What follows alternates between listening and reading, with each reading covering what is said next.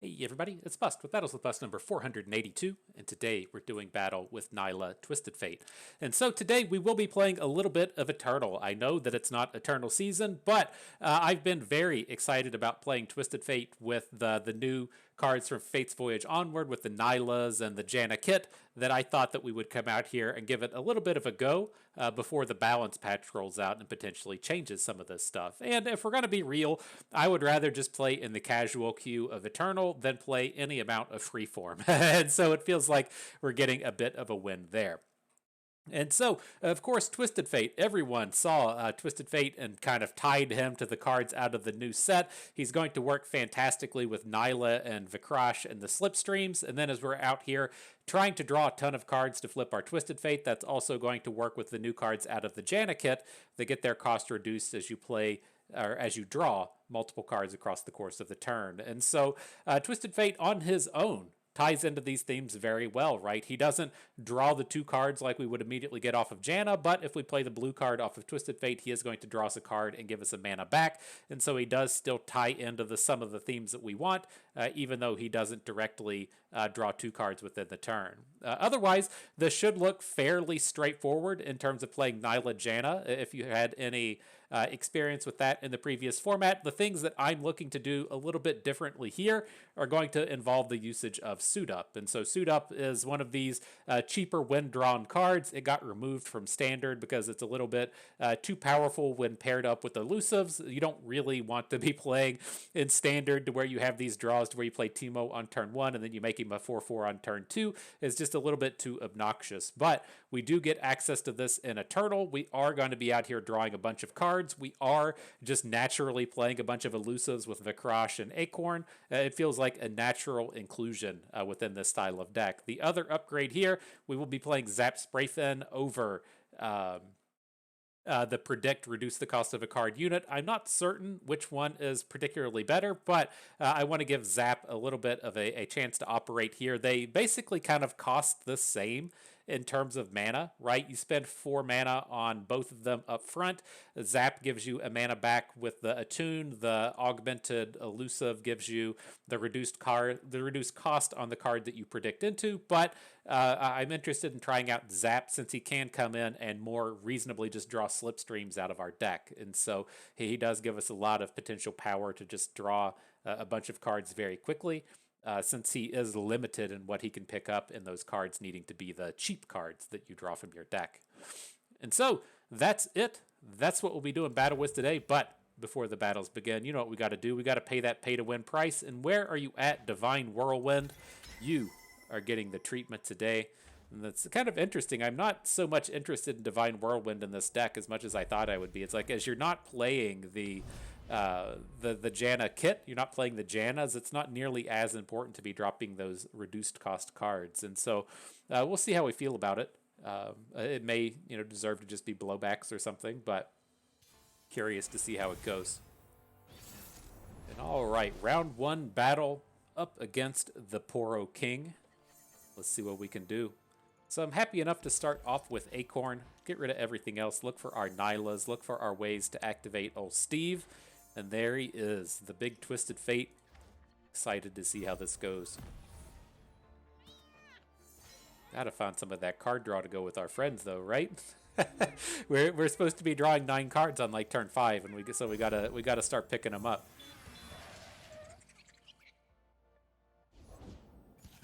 And he has a Poro, the daring Poro. Oh, this is just disaster mode right from the start. He's canceling all of our plans. But we'll see. If we picked up a Nilah, I would have added Nilah to the board and just attacked with her. Now that she hasn't made an appearance, I'm fine to drop a Mystic Shock. We're not going to play any of these cards anyways. We can hit his most important Poro before the Poro snacks come online. I like what's happening there.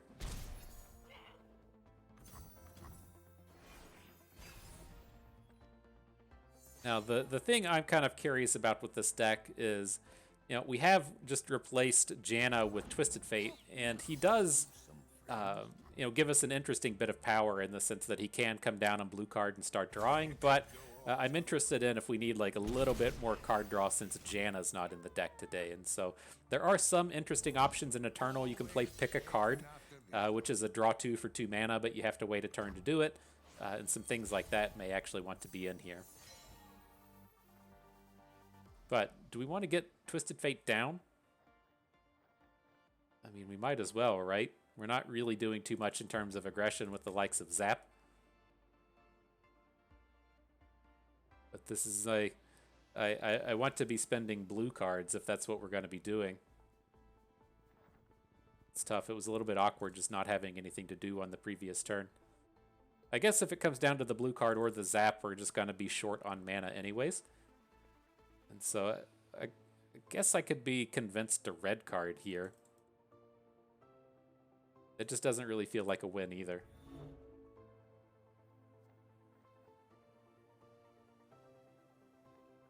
But I mean, I feel like we have to be getting Twisted Fate down on the board this turn.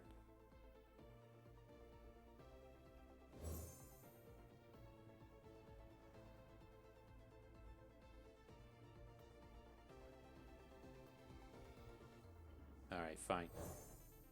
I'm just gonna blue card for the cycle. At least we'll have Twisted Fate down. We'll start the card draw stuff now. The opposing deck shouldn't be able to interact with him too well. And then hopefully we can just start to pop off next turn. We do have a ton of cards to spew at this point.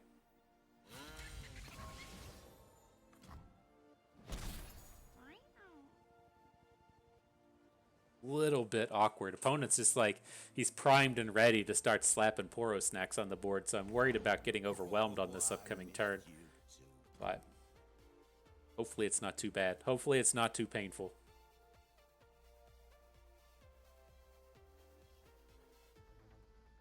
I see you, affectionate Poro. he's eyeballing our Twisted Fate over here. He's going to snack and steal Steve, but we got a little bit of protection. We got the blowbacks, and you know, as we roll into this next turn with the formula, we do have the option to say formula and play Mariner and play Cloudwinder and play blowback. And so if he does open attack, we could still look pretty strong here.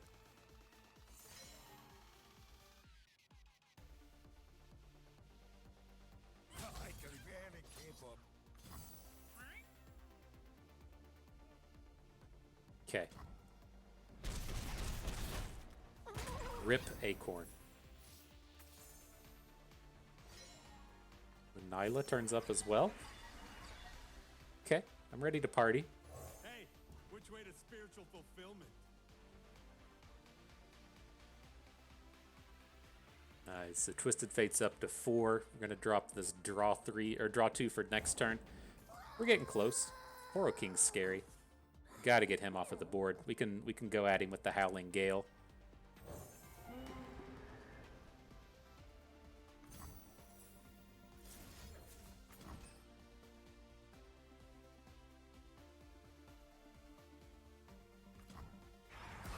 Nice. Alright, so we'll be up to 7 draws for the turn. Can't quite get flipped. Oh, opponent says that's too much. We could have gotten close, right? We could have played Zap to draw a card, and we could have played Miriam to draw a card. And that would have gotten Twisted Fate flipped, but we wouldn't have had the opportunities to start popping off the chains of cards. Alright, next battle. Got to start dropping the cards, man. That's what you want to see.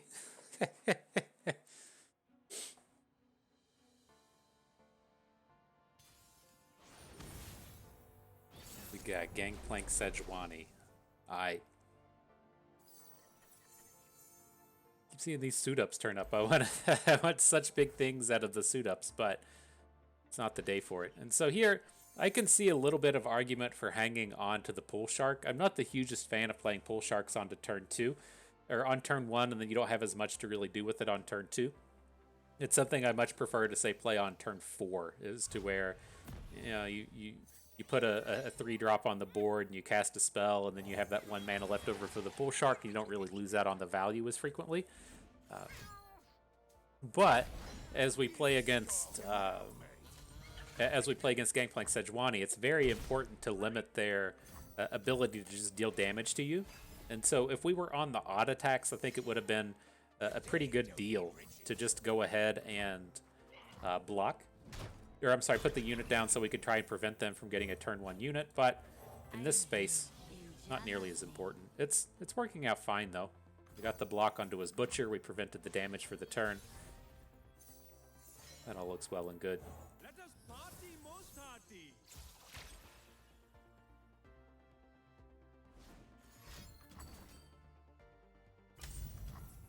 All right. It's time for the big boys to hit the board. Should have let words solve this.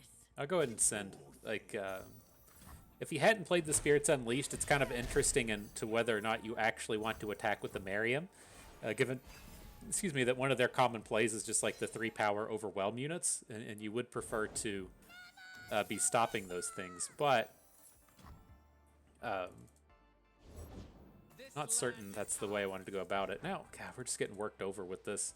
I was trying to be clever with Twisted Fate in the sense that I wanted to find a better unit, and now he played a better unit, but it's tough, so we can't really do too much about it.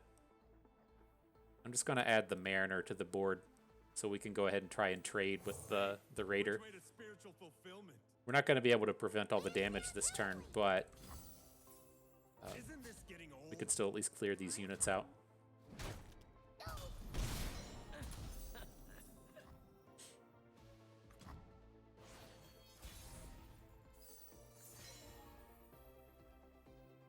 Then another wasted blue card. Maybe we should have played the Mystic Shot there so we didn't end up wasting the mana on this turn. We're wasting a ton of mana doing it this way. I don't like this at all. We should have just played Vikrash onto the board. Nice to meet you. I'm losing. Holy shit! I hate it when that happens. We're losing quite a bit on the mana front here, though. We're overbanking 2. It's not a bad day hitting the crusty Codger, though. I think it's safe to say he's pretty strong here.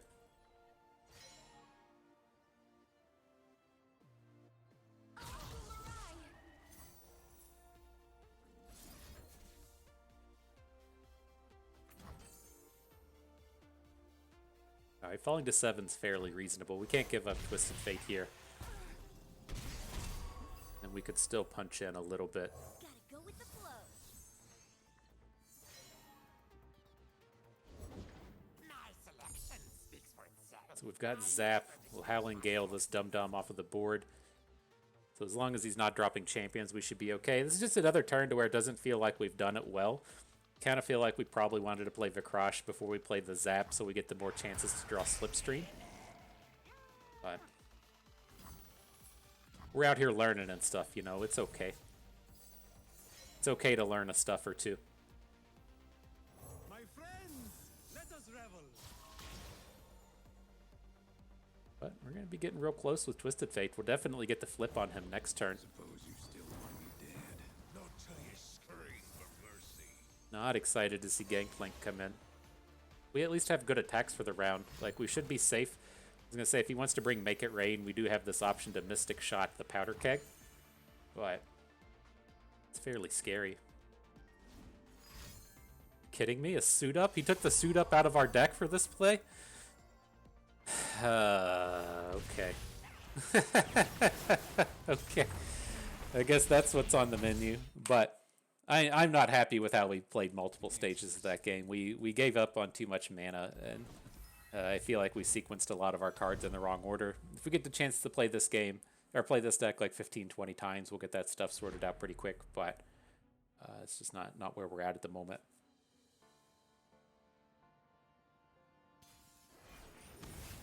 That was going to be it. That was going to be our game to really pop off with Twisted Fate. We were so close. We were going to go into that next turn. We had 2 draw 2s in our hand, and Twisted Fate was going to flip and do a bunch of cool stuff, and then just didn't get to do it, man. Sad day.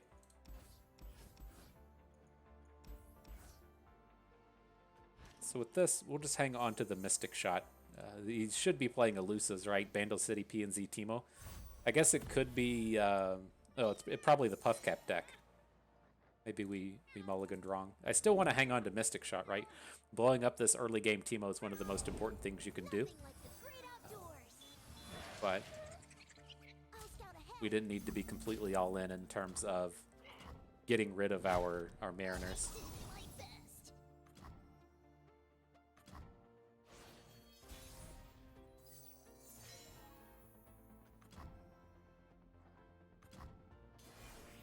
Everybody's passing. Oh, if mushrooms could talk. May Jana's will be done through me.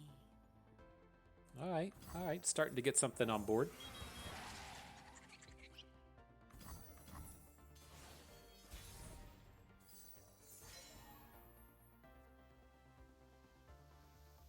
So I'm leaning towards, we're just going to play Twisted Fate after combat, right? We'll take the blue card, send him off to the races, send him off to the lands of getting Mystic Shotted. Poor guy. Poor guy. Blue as the serpentine. Oh, the suit up turns up. Did we get the counterplay like in the previous game? Oh man, I'm gonna go ahead and drop it. I'm gonna go ahead and put it down. I was hoping opponent would be like, all right, it's time.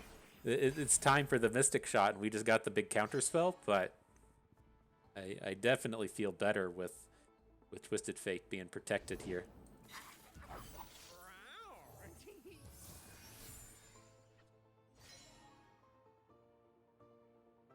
Pretty good pickup with the Howling Gale. I mean, next turn doesn't feel like a turn to where we're going to be going ham and trying to like draw a ton of cards. I feel like we'll want to play Nilah, probably attack, even though she does get killed by the Chumpwump, and then see if we can't get a Slipstream in the deck as well, so that we're just in a spot to where we can draw 4 cards in a turn and get Twisted Fate going. Now, this is one of the things I was kind of worried about with this deck. It's not that big of a deal right here to where, I don't know, he's got 27 Puffcaps in our deck, but it's kind of like every time we draw a card now, we're going to be taking a point of damage. So it's a little worrisome as we're going to come out here and try and draw an absolute ton of cards on each turn. This is nice, though. This works very well for Nilah.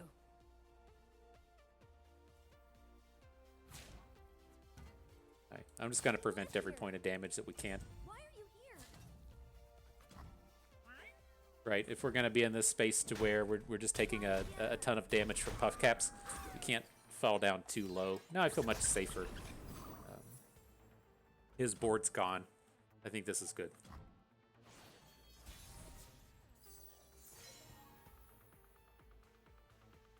Oshlesh's power is mine to command.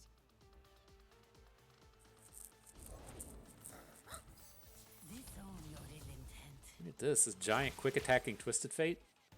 Feels pretty good as well. That's what life's all about.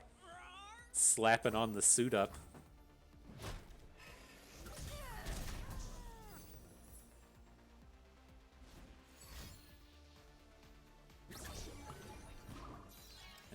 We've been backpacked. A game. Go on then. Watch the ball, folks. This is gonna be it. This is our time to shine. It has to be spectacular. Everybody's waiting for it. Slipstream turns up. Okay.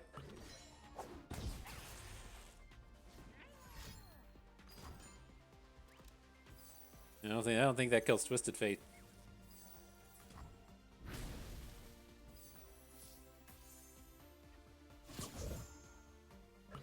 So what do we got? Double Miriam. We can play Miriam and cycle away something to pick up spell mana if we want. It's not super relevant at this exact moment, but it could be a thing. Fresh start. Just looking for a sign. As we're gonna look to just churn off 1,000,000 cards this turn. I seize the initiative. Alright, so at least Twisted Fate gets the flip. We could still keep responding here, right? We can drop all 3 cards. They aren't particularly impressive at this point.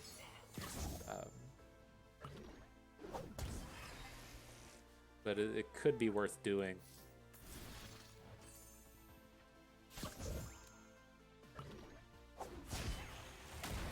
What terrorizes you?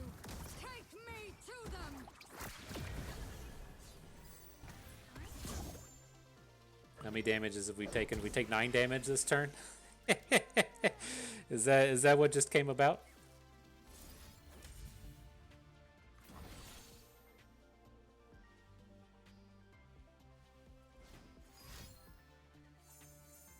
All right. We have to stop with these shenanigans, but I mean, opponent doesn't have any cards in hand at this point, so gotta feel kind of okay. There's no reason to gold card. We could Nilah Formless Blade to gold card, but dude doesn't have any units.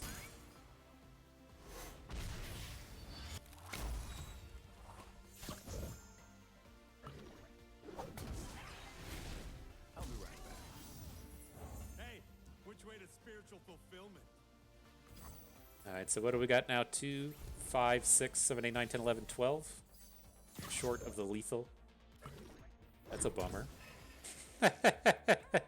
So the only thing I feel like we have to worry about here would be a... What is joy to you, brother? what you call it, hitting a Sump Monument. So if you hit Sump Monument, then, you know, good job, I guess. But I feel like that's the only one. This is probably one of these spots where you're like, cool, you drew a bursting backpack, right? That's never that exciting. Ava Achiever. Alright, we beat that.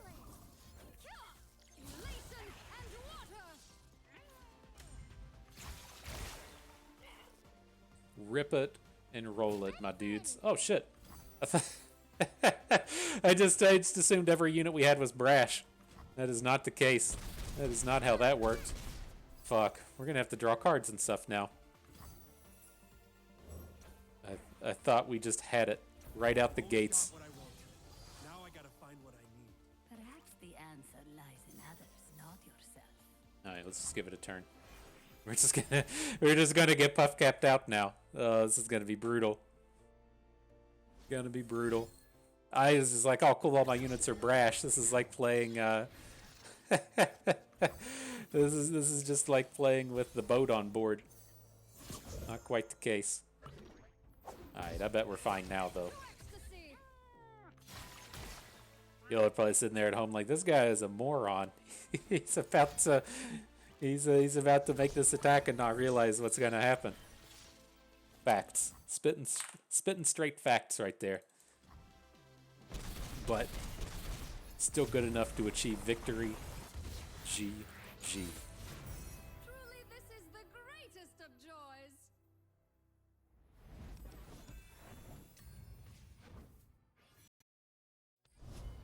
Alright, next battle. Whew.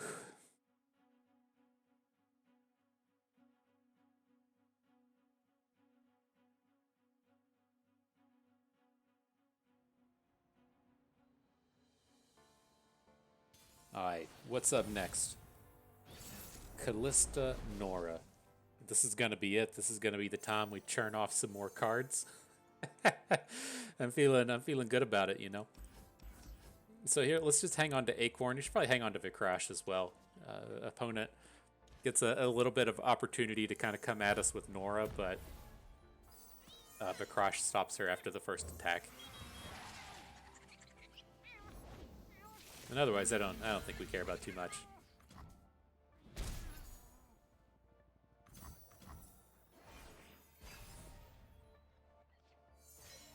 There we go. There's the answer. Junk construct. You can have that.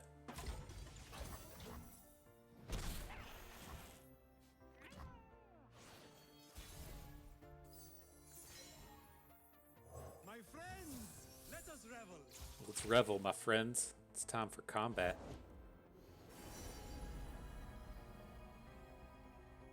Just wanting to cast these mystic shots and stuff. There's no there's no good targets. He wants to be casting mystic shots onto a conchologist. Now it might work itself out to where we actually want to, in the sense that he is playing Kalista. So if he plays Kalista, then we start killing his units. That's kind of a feels bad, but I don't think we quite care at this point.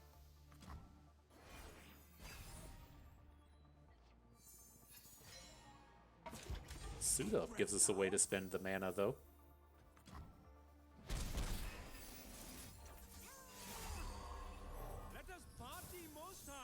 That's pretty cool, right?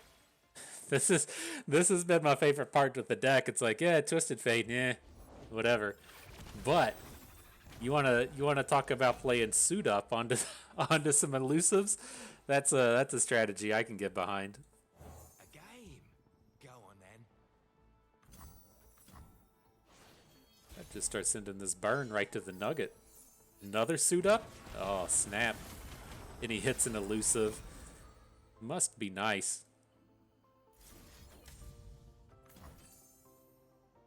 Go ahead and take it off the board. I guess we could have hit it with the Howling Gale, but I'm just eyeballing this damage that we're sending to face. We're about to hit for 10 elusive, and then we have burn in hand.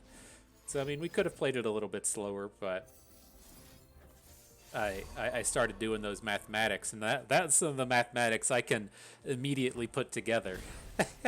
I can see we got the 14 that way. Nice.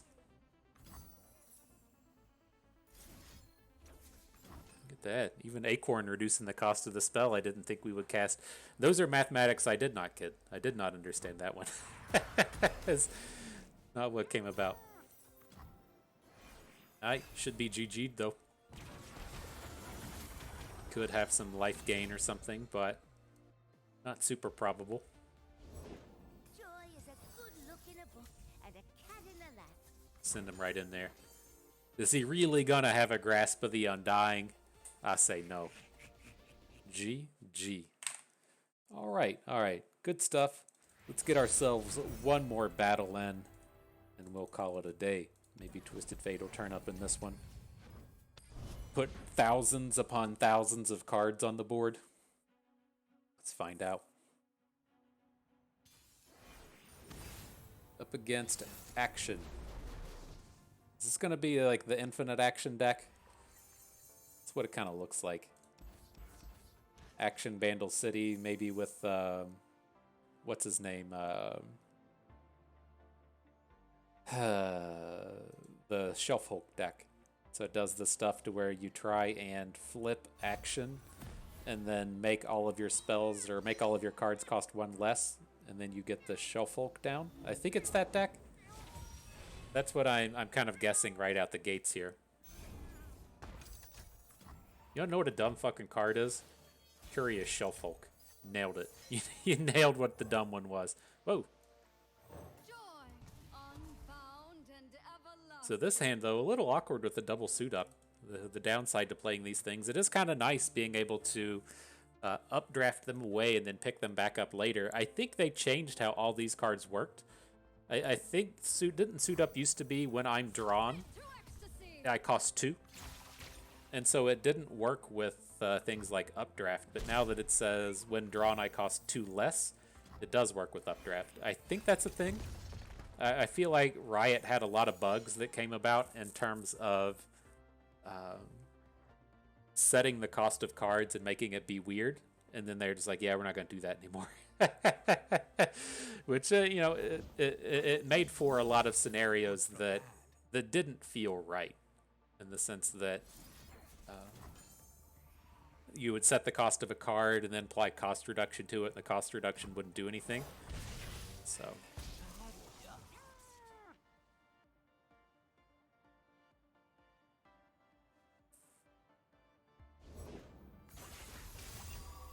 There's a big boy. Are we really investing everything in this, or are we just going to ignore the unit? We can, you know, suit up and get in front of it. I think we just have to take it off the board. It's just like such an advantage to get the hit and then start growing this unit and everything. At least this way, he loses out on the tempo, and so he has to play another unit and then play the Swinging Glaive onto the unit and then get an attack. Like, it's all very slow at that point.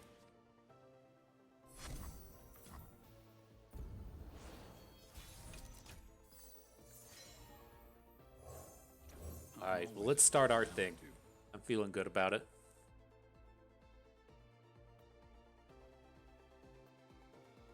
Shouldn't have to worry about too much removal, right? He's gonna pop us with like a drop the bomb or something, but the normal removal we don't have to worry about. Shouldn't have to worry about things like Mystic Shots rolling through.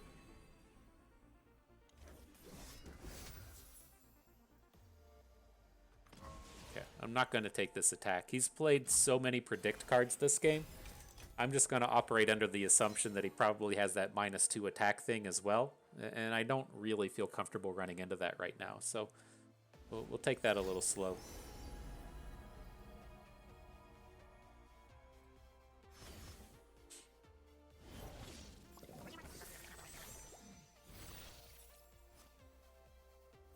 Like a fish in water.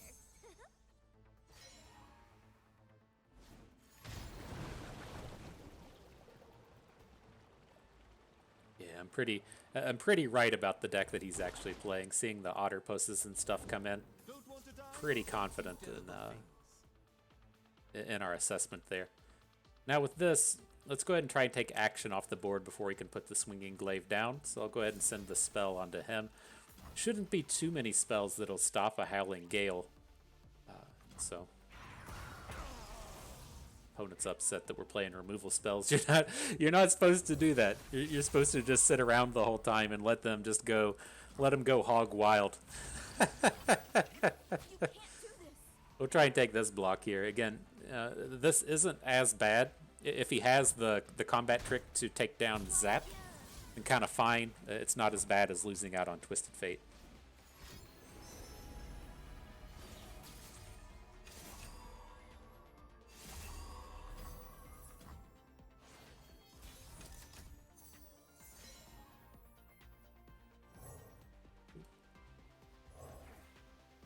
I'm here in Jana's name. So what do we got? A Slipstream? Now we can pop off a little bit. Hate that card so much.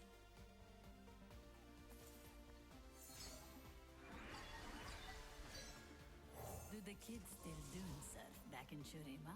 Wait, you? Oh, I love that for you. So let's go ahead and send. No, I don't think he ever blocks with the Shellfolk.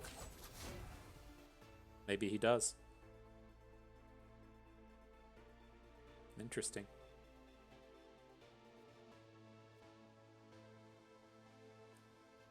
Is this the turn where the combat trick actually comes down? Like, I've been so worried about it up to this point. Oh my gosh, now it's coming in. He zinged us so hard. Ah, god damn it. That's brutal. Okay. Such poise to wait until this point to not do it. I think we're still okay though. He doesn't have that many cards in hand. He really needs the action flip to start popping off, and with just a glaive and one card and a predict, he's not super far along, but we don't have the card draw in our hand either, so we're about to lose out on the formula. So we don't have a lot of opportunity to pop off either. Backpack, sure.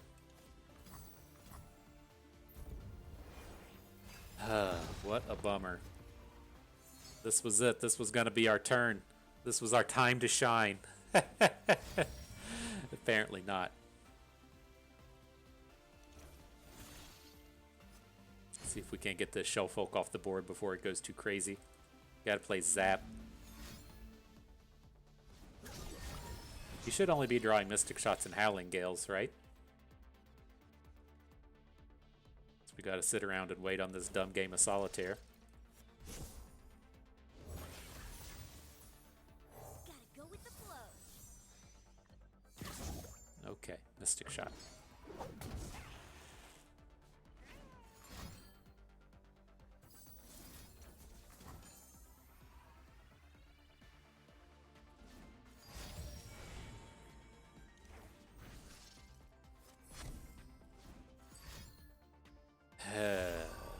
Okay.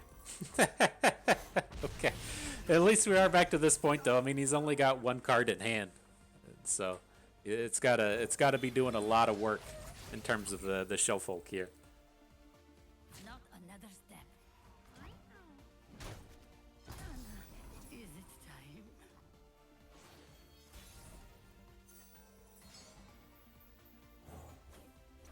We'll get rid of the suit up. Like dealing the damage here would be kind of nice, but it's not quite enough to make me feel good. Now I pick up Twisted Fate. Gonna look to just gold card.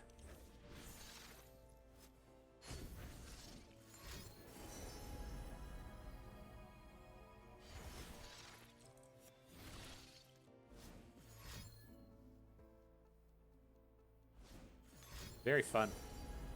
I don't know. I don't know how much fun you're having just watching them Shellfolk a bunch of random ass cards, but this is a very fun deck to play against.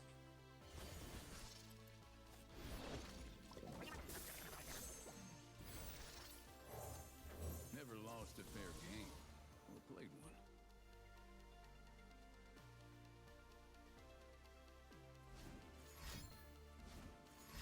Doing more stuff now. How exciting could this be? Double pokey stick onto Steve. Okay. So we get the Shellfolk off of the board. Opponent definitely has more cards in hand than us at this point, but there is a chance that, well, I guess he did just draw those cards off of the Shellfolk thing being down, and so kind of brutal.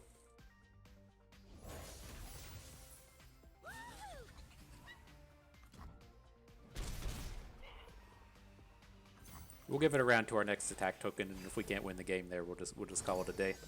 It's just the amount of fun this game in has dropped precipitously, and so I'm not super interested in finishing this game off.